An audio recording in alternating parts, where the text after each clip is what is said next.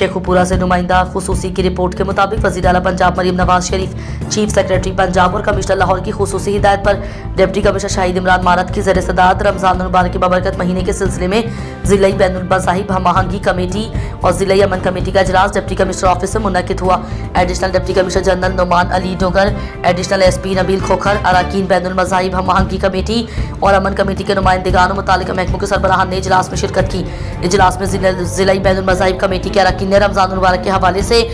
तजावीज़ पेश की और मुल्क में अमन अमान की सूरत हाल को बरकरार रखने की मुकम्मल यकीन दहानी करवाई। डिप्टी कमिश्नर शेखुपुरा शाहिद इमरान मारत ने कहा कि रमज़ान मुबारक के मुक़द्दस महीने में अमन की फ़िज़ा बरकरार रखने के लिए अरकान बैनुल मज़ाहिब हमआहंगी कमेटी को अपनी मुस्बत काविशों को यकीनी बनाना होगा। ज़िलाई बैनुल मज़ाहिब हमआहंगी कमेटी और अमन कमेटी के इजलास के इख्तिताम पर मुल्क की सलामती, तरक्की व खुशहाली के लिए खुसूसी दुआ का भी एहतमाम किया गया।